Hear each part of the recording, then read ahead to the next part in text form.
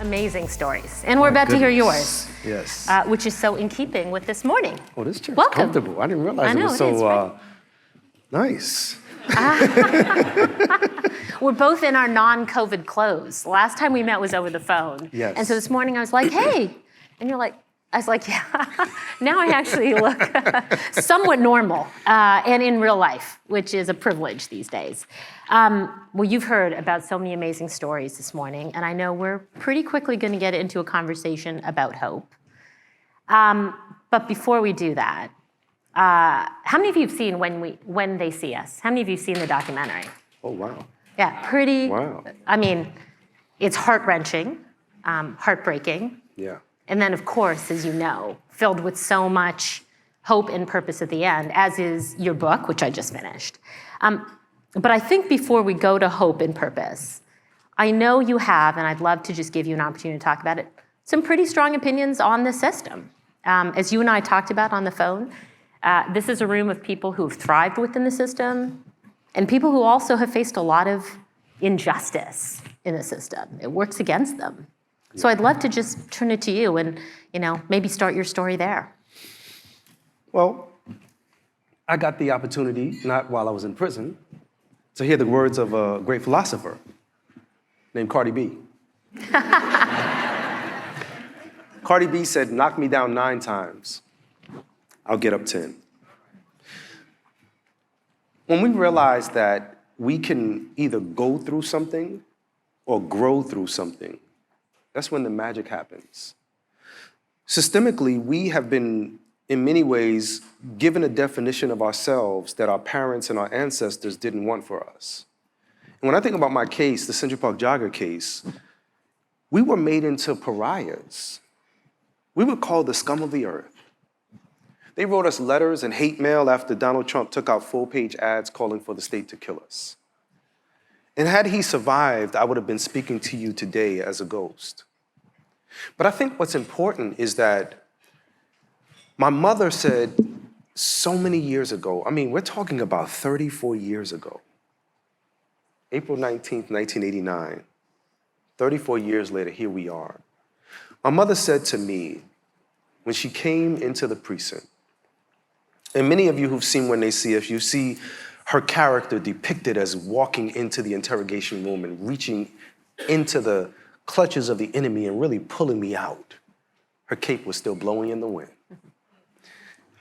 And that's Hollywood, but what they were trying really to exhibit was how we fight. How do we advocate? My mother said to me, and you don't see this in the film, but she said to me, first thing she said was stop talking to them. I didn't know until we all became pseudo-experts after watching CSI, NCIS, and all of the other great shows. Anything you say can and might be used against you in a court of law. And some of y'all are like, might be? That's not what it says. No, it doesn't. It says anything you say can and will be used against you in a court of law. And after my mother gave me the beginnings of what really laid the foundation of me being able to survive and, in fact, thrive while I was in prison, she said, they need you to participate in whatever it is they're trying to do. Do not participate. Refuse. I was then taken back into the interrogation room. She taught me how to stand my ground before Trayvon Martin was murdered. I was taken back into the courtroom. And when we lost, she taught me how to turn on the switch of survival while turning off the switch of becoming a monster. I left prison. And as you can imagine, leaving prison, the easiest thing to do is to come back. They need you to participate in whatever it is they're trying to do. Do not participate, refuse. And you gotta imagine, I buried a lot of the story because I needed to move forward. As you heard, I'm a family man. I actually have 10 children. Don't worry, the good book says be fruitful and multiply, so I was just playing my part. You're a pretty busy guy. Yeah. 7 girls, 3 boys. Woohoo. And it's interesting because when I met my wife, she and I, we were trying to be careful in our courtship because we didn't want to push the other one away. Mm-hmm. You know, she had 3 children and I had 3 children, but we didn't tell each other that. You know, kept trying to make plans to meet, and of course, those plans came and didn't happen. Mm-hmm. And at one point I said, you know what, I just got to tell her. Mm-hmm. I didn't know she had children, but I said, I got to tell her. I said, look, those meetings, those dates that we're setting up, I'm missing them because I have 3 daughters. And she said, I got 3 children of my own. It was the most beautiful thing because we became the Brady Bunch just like that. You feel more than 9 squares. Oh my goodness, listen. As we began to grow our family, another girl came out. She had 2 boys and a girl, and I had 3 girls, and now another girl came out, and another girl came out. If you're following, for those who are keeping up with TV, 8 is enough. But what do they say? They say 3 times is a charm. Yeah, there you go. And yes, another girl came out. And at that point, I just felt so proud as a father because my hero is Malcolm X. Mm-hmm. And as we know, Malcolm X only had daughters. And the beautiful thing about daughters, the beautiful thing about women in particular is that they give birth to the nation. They are our first teachers. They are the ones who are charged with ensuring that the mtDNA is passed on. It is the only thing that is in existence that traces all the way back to the very first human beings. And it's a beautiful thing, right? So as I reveled in that space, my wife said, we're pregnant. And I said, great. And she said, you want to find out what it is? I said, look, I already know I only make girls. It's all good. And in 2016, we were at the hospital on my birthday. She was so, it's interesting because no birth is like the previous one. Everyone is different. And she was so emotional. She said, we're supposed to be somewhere celebrating your birthday. And I said, no, this is great. This is a treat. Mm-hmm. And interestingly enough, she gave birth to my first biological son on my birthday. And I named him after myself, hoping that he will have none of the hardship, but all of the benefit. This story is a story through which you can get so much because I didn't realize that the Central Park jogger case was not an anomaly. I thought we were the only ones. It was revealed that we were the microcosm of the macrocosm of cases just like it. I mean, the fact that there were people who had built their careers off of our backs. And the worst part about it is that there's so much rhetoric out here nowadays about defund the police and things like that. We absolutely need all of the righteous actors in those spaces to do their work. That is point blank, period. And I'm gonna tell you that. I'm gonna tell you why I say that, because they do great work, but I'm gonna tell you why in particular. A young girl stood up in an audience. I was in USC. She stood up and she said to me, I'm 13 years old. I'm a cadet. I want to become a cop. What advice can you give me? I looked at her at the time like she had 3 heads. I'm so happy that I didn't say what I was thinking at that moment because, we've been trained. When you've been trained to think 5 times before you say something, when you've been trained to taste your words before you impart, one of the most profound things happened in that moment. I realized that I was not talking to a cop. I was talking to a future guardian of society. Here's a young girl who, like Dr. King said so many years ago, when you find your purpose in life, do it as if God himself called you to do it at this very moment. And instead of giving us a grand idea of what that purpose could be, of course, we know that he said, if your purpose in life is to be a street sweeper, sweep the streets like Michelangelo painted pictures. like Beethoven composed music, like Leoton Price sang before the opera. And so after I began to impart all of the lived experiences to this soul, I said, on the side of cop cars throughout the nation, I've seen the words to protect and serve. In New York, they go a step above and beyond, and they use also the words courtesy, professionalism, and respect. I said, we need more cops to be like you, who can provide courtesy, professionalism, and respect as they protect and serve. We very, very rarely see righteous policing. We oftentimes see unrighteous policing. And oftentimes that is because of some tragedy that happened. And, of course, to the average person looking from the sidelines like myself, it is a continuation of a truth that America has just thrown a carpet over. We can all see it, it's right there. It's like a big bulging thing right there. And we're looking at it like, is anybody gonna say something? And then we kind of just all go by and say, well, let's just avoid that area. But some people jump in, some people love it. And I think, when I think about the Central Park jogger case, one of the most tragic stories about our case is not that the victim who was victimized, that's like the ultimate tragedy.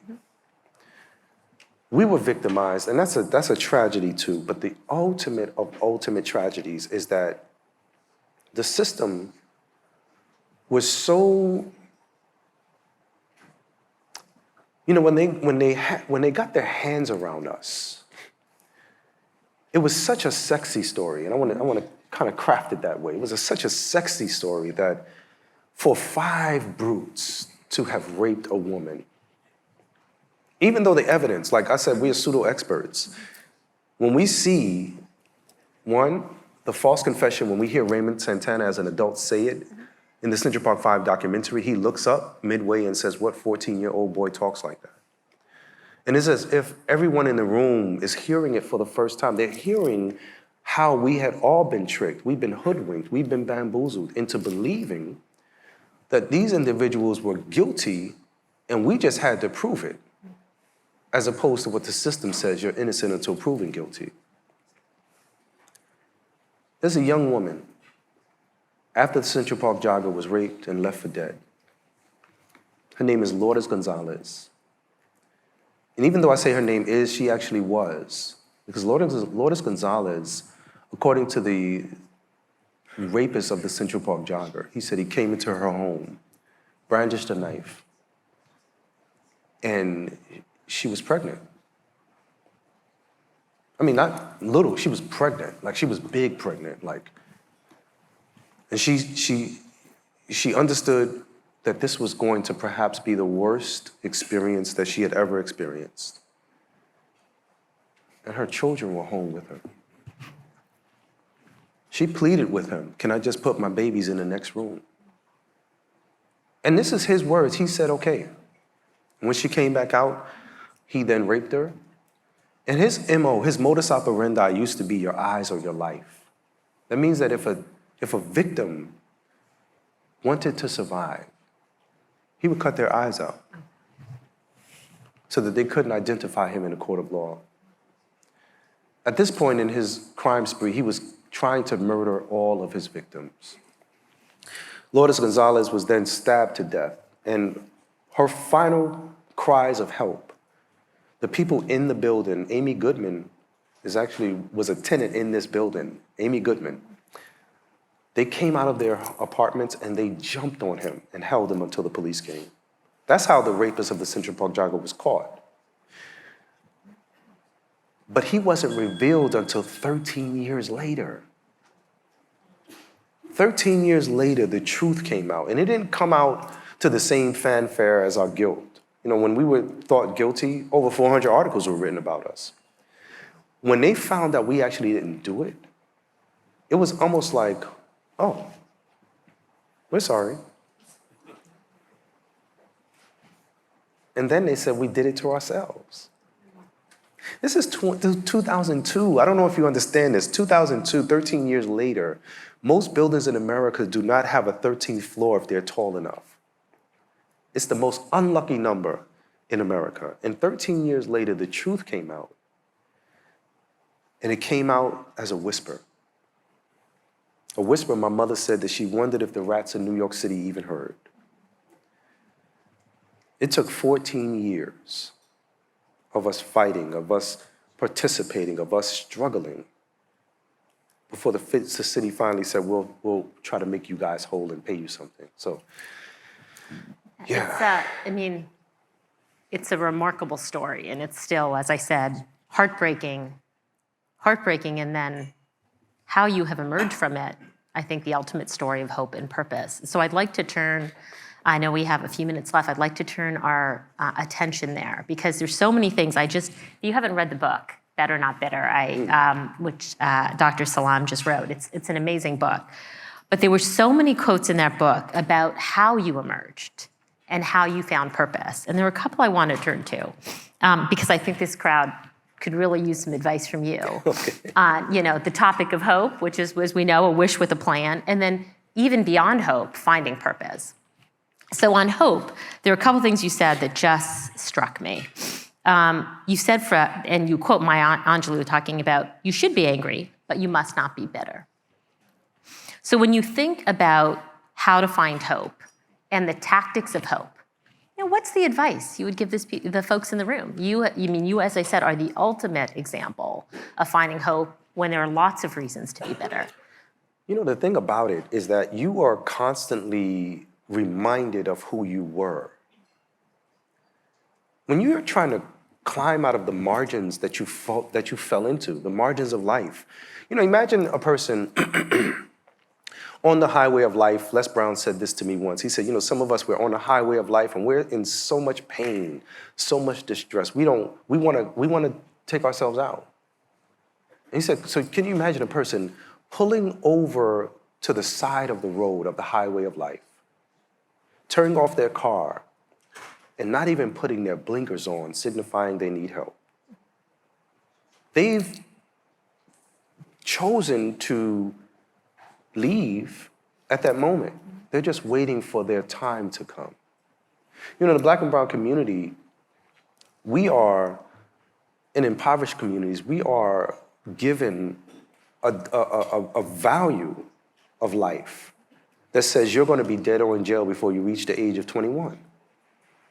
And my question has always been, when I get an opportunity to speak to young people who are excited about the possibilities, I say, how many of you have heard that before? Every hand is raised. And then I say, if you had the opportunity to plan your life, how many of you would add that as a plan for your life? I want to perhaps eat the good food and do the this and that, and you know what, but by the time I'm 21, I just want to be dead or in jail. No one wants that for their lives. And so that's the challenge. How do we figure out how we can push back? Nelson Mandela, who is my hero, he said he had to leave anger and bitterness in the prison because if he took it out with him, it would destroy him. And I didn't realize that. I often quote Dr. Maya Angelou because I feel like she was having a conversation with Mandiba, as he's belovedly called. Because he's known to have said being angry and bitter is like drinking poison. I mistakenly always thought being angry and bitter is the same thing. But they're not. They're not. It is like taking a cocktail and mixing it with something even worse and stronger. Being angry and bitter is like drinking poison and expecting your enemy to die, is what Nelson Mandela said, President Nelson Mandela. And when Dr. Maya Angelou gave us a different outlook on what that could be, she said, you should be angry, but you must not be bitter, reminding us that bitterness is like a cancer. It eats upon the host. It doesn't do anything to the object of its displeasure. And then she teaches us alchemy, and I'm calling it alchemy because I want us to understand it's alchemy. Use that anger. When someone tells you you're not worthy because of your past, and you hear it, don't repeat it. At your first, earliest moment, do something simple and practical. Go into the bathroom and look at yourself in your eyes and tell yourself 21 times that you are worthy. They're telling you to lift the impossible, but you have to remind yourself that you are possible. I'm possible. It's in the word, it's there. And so the beauty of it is, when you're trying to get out of the trajectory of all the gravitational pull holding you down close to the earth, the best thing is to remove yourself. I mean, if you can, most of us can't. We can't just leave where we were born and, raised. Our circumstances. We can't leave our circumstances. But just like when I was in prison, when I met Les Brown, he said, Yusuf, I tell people all the time, if you can't see it, you can't be it. If you can't see it in your mind's eye, if you can't, these are like secrets, right? How do you take anger and turn it into alchemy? Dr. Maya Angelou said, you dance it. I mean, think about it. You dance it. You just be free and dance. She said, you march it. She said, you vote it. Voting is part of our secret power. She said, you do everything about it. And then when she said, you talk it, it occurred to me that as I've been gracing stages around the world, part of my secret is that folks don't know until I tell them that this is actually a therapy session. Nobody send me a bill. Don't send me no bill. But this is a therapy session because how many men don't talk? Women, hey, I'm about to go to the bathroom, powder my nose. Girl, I'll go with you. Men don't do that kind of stuff. We hold it in, we ball it up, we push past, but we haven't dealt with.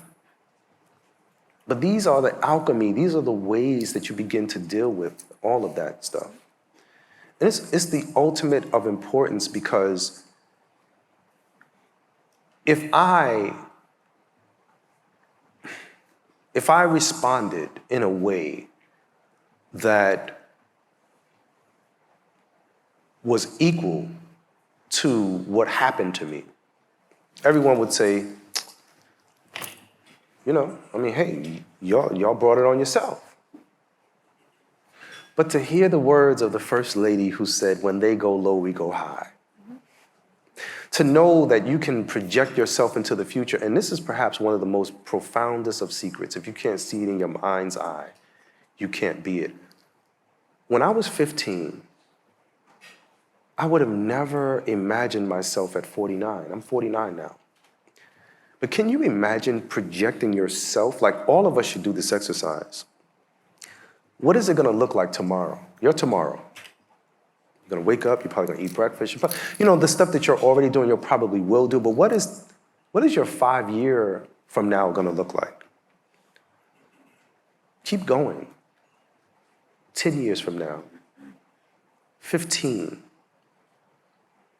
50. What can you accomplish? Because in prison, I had to, there was some really disturbing and destructive things that would happen in prison. And it's not what you may think. But imagine I had a very real experience. I'm in there and I'm hearing about things like vision boards, and I'm excited about this stuff. And I got the vision boards all on my wall in my cell, and I'm looking at it every day like, you're worthy, yes, this, and they came in and said, this is contraband, and they ripped it up. Not, let me take it down and give it to you and you put it away. All of this planning.